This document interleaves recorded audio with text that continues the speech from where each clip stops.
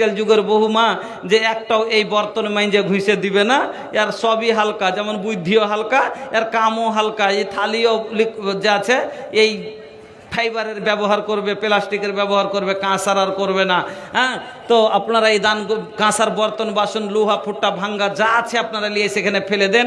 হ্যাঁ, সব জালসা শুনতে মহিলারা যখন আসে তো কাঁসার বর্তন বাসন বাইন্ধে বাইন্ধে আসে আর জালসাতে দিয়ে দেয়, এতখানি পালা লেগে যায়। কাটিহারে একটা জালসার বর্তন বাসন বিক্রি হলো খালি ৭৬,০০০ টাকার। ৭৬,০০০ টাকা হলো খালি কাঁসার বদনা, থালা, লোটা, ঘুটি, বাটি বিক্রি করা। কাটিহার গ্রাম, কাটিহার এলাকায় একটা শ্যামাপুর এলাকার ঘটনা এটা। হ্যাঁ, তো ভাইজান আমার মা খালারা বলবেন যে আমরা জানি না, যদি না জানেন তো সকালে সব দিয়ে দিয়ে পাঠিয়ে দিয়ে এখানে গ্রামের কোটা তো জমা হোক। হ্যাঁ, আলহামদুলিল্লাহ। হ্যাঁ ভাইজান, আমার সাদের জালসা হয় তো এতক্ষণ স্টেজটাতে খালি কাঁসার বর্তন বাসন পালা লেগে যেত এক বুড়া দুবোরা। আমাদের এলাকায় মহিলারা কাঁসার বর্তন ব্যবহার আর করে না। কেন? 30 বছর আগে নিয়ে এসছে, ওইভাবে সমসেটে পড়ে আছে বা বাক্সতে পড়ে আছে, ব্যবহার করছে কেউ কেউ করে না। ওই যদি 30 বছর ধরে আমরা বলেছি মেয়েকে জলসাতে যে 30 বছর যাবৎ যদি মসজিদে লাগা থাকতো তো তোমার নেকির একটা পাহাড় খাড়িয়ে থাকতো। কি ঘরে মরচুনা লাগিয়ে ফেলে রেখেছো, আল্লাহর ঘরে দিয়ে দাও। ডিজিটাল যুগের বউ এখনকার ডিজিটাল। আল্লাহ রসুল বলছেন ইত্তাকুন নারা ওয়ালাউ বিসিক্কাতি তামরাতিন, ইত্তাকুন নারা, তোমরা জাহান্নামের আগুন থেকে বাঁচো, জাহান্নাম থেকে ডরাও, হ্যাঁ জাহান্নাম থেকে বাঁচো। ওয়ালাউ বিসিক্কাতি তামরাতিন, তোমার কাছে যদি একটা খাজুরের টুকরা পরিমাণ কিছু থাকে, কথাটা বুঝে যাইন, বেশি আছে বেশি বেশি সাদকা করে জাহান্নাম থেকে বাঁচার পথ করে রাখো। কেন? জাহান্নাম থেকে বাঁচার জন্য সাদকা একটা উপযুক্ত জিনিস। সাদকা মানুষকে জাহান্নামের আগুন থেকে বাঁচিয়ে নিবে। এই জন্য নবী বললেন বেশি আছে বেশি বেশি সাদকা করো তোমরা, করে জাহান্নাম থেকে বাঁচার পথ করে রাখো। তারপরে নবী বলছেন ওয়ালাউ বিসিক্কাতি তামরাতিন, যদি একটা তোমার কাছে খাজুরের টুকরা থাকে, টুকরা পরিমাণ কিছু থাকে, সেটাও সাদকা করে তুমি কি করো? জাহান্নাম থেকে বাঁচো।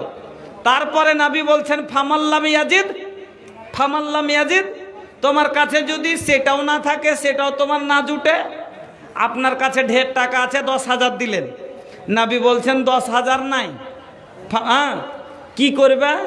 1 টাকা থাকে, তুমি 1টা টাকা দিয়েই জাহান্নামের আগুন থেকে বাঁচো। নবী বলছেন ফামাল্লাম ইয়াজিদ, তোমার কাছে সেটাও নাই, তুমি এত অভাবী যে তোমার কাছে 1টা টাকাও দেওয়ার মতো নাই, 1 পোয়া দানাও দেওয়ার মতো নেই, তো কি করবা তাইলে জাহান্নাম থেকে বাঁচার জন্য? কি সাদকা করবা?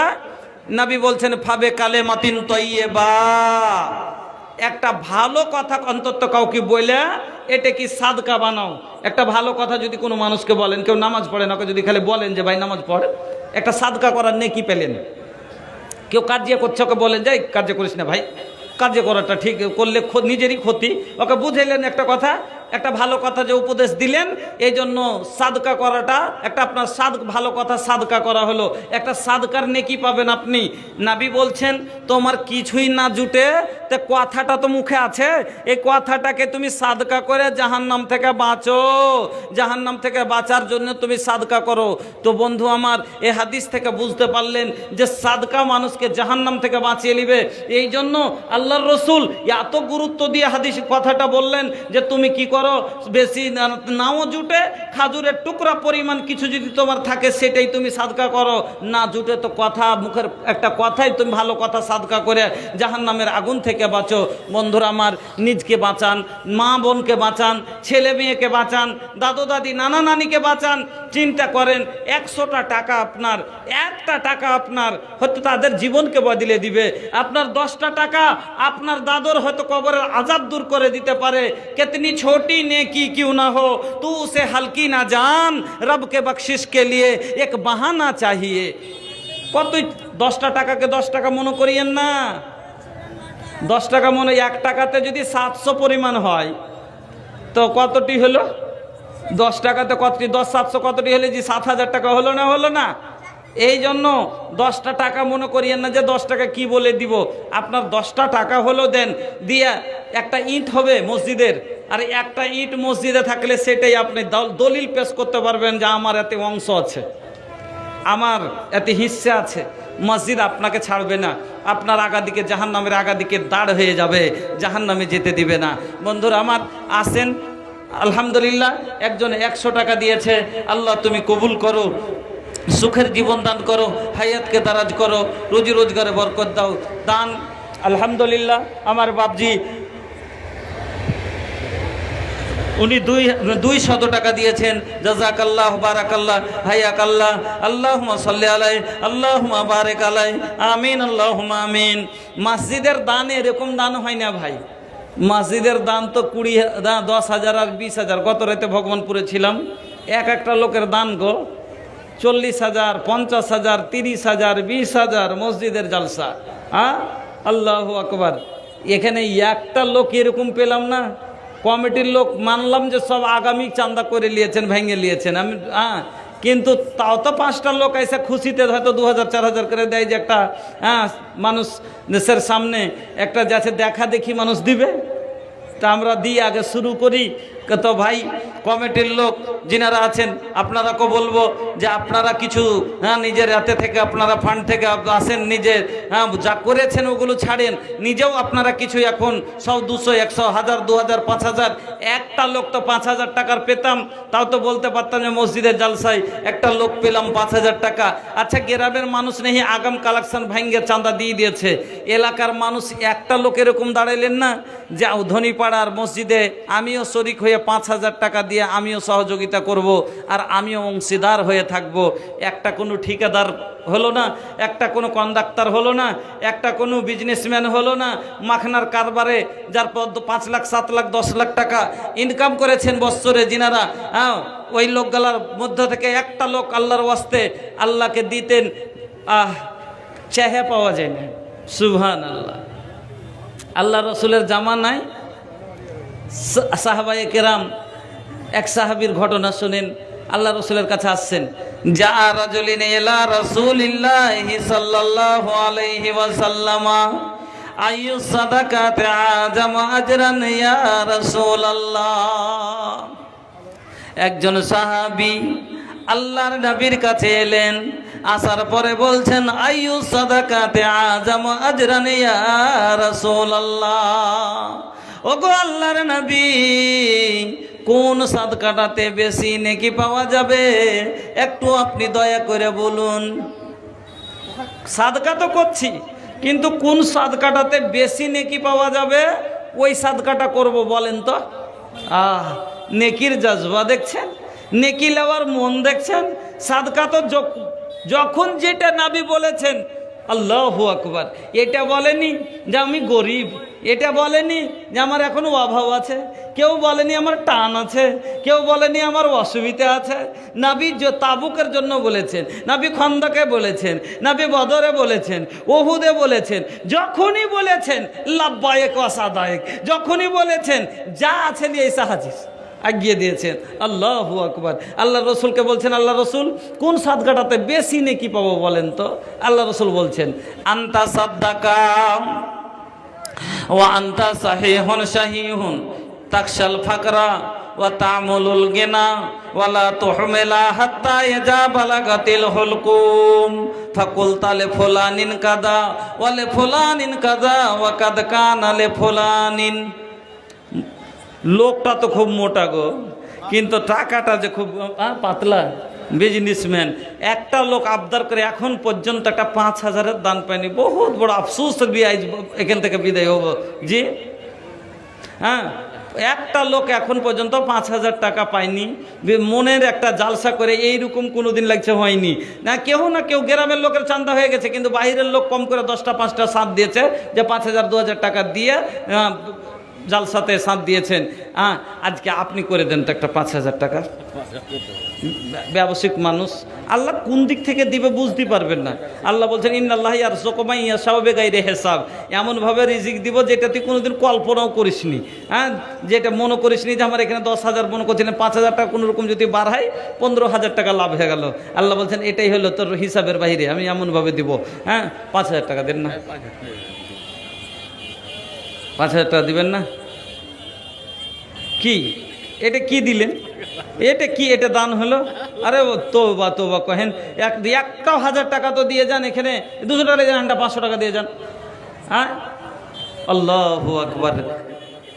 মসজিদের আমাদের দিকে 700 টাকা দিয়েছেন, জাযাকাল্লাহু বারাকাল্লাহ হায়াকাল্লাহ, আল্লাহুম্মা সাল্লি আলাই, আল্লাহুম্মা বারিক আলাই, আল্লাহুম্মা বারিক ফি আহলিক ওয়া মালিক, আল্লাহুম্মা বারিক ফি আহলিক ওয়া মালিক। আল্লাহ তুমি কবুল করো, হায়াতকে দারাজ করো, আমিন আল্লাহুম্মা আমিন। বন্ধু আমার, ভাই সকল, ভাইজান, সময়টাকে আর নষ্ট করিয়েন না। আমি আপনাদের কাছে এত করে আবদার করলাম, এখন পর্যন্ত 10 ব্যাগ সিমেন্ট এখানে আসেনি।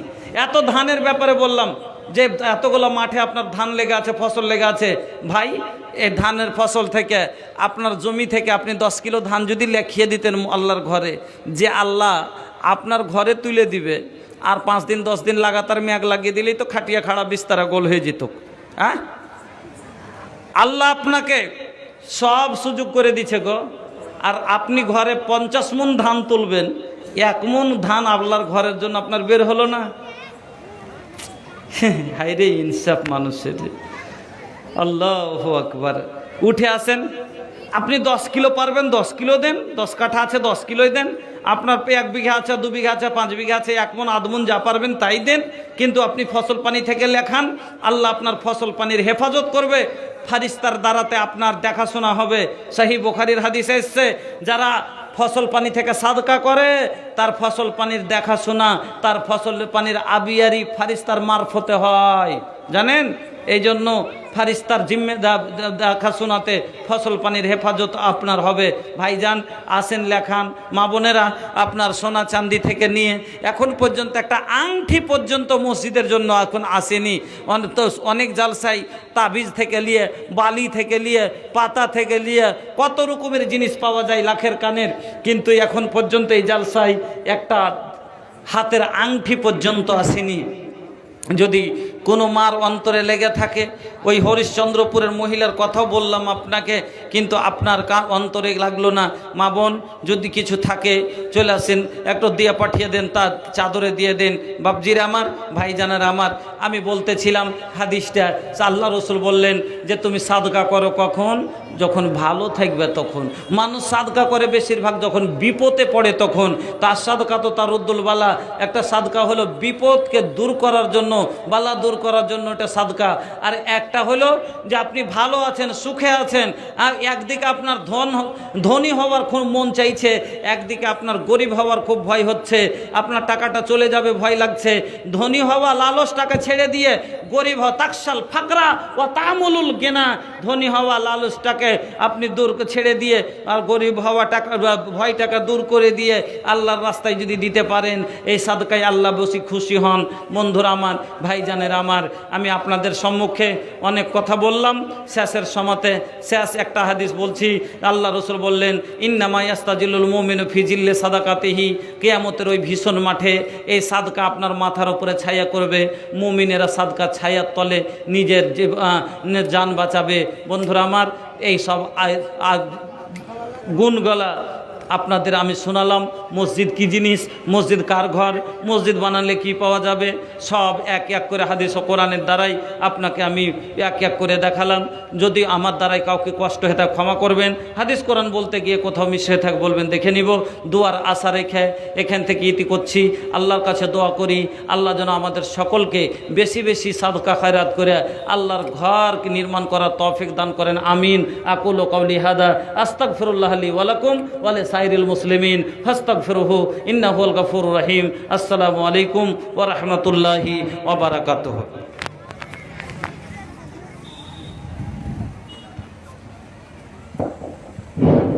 আসসালামু আলাইকুম।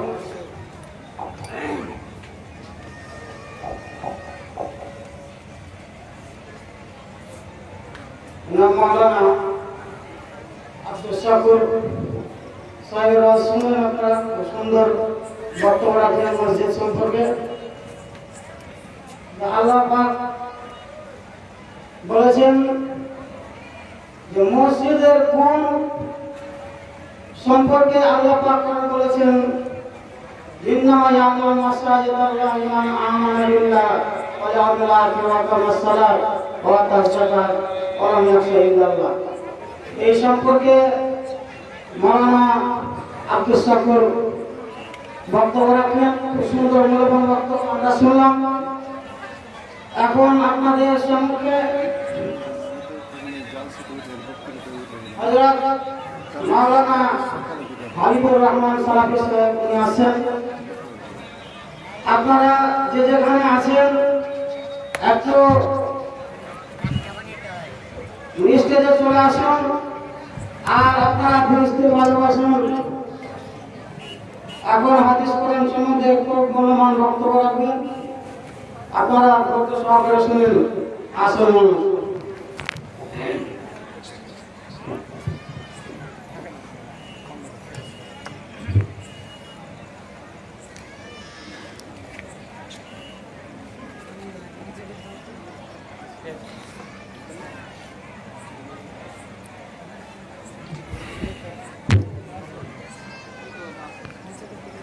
আসসালামু আলাইকুম ওয়া রাহমাতুল্লাহ।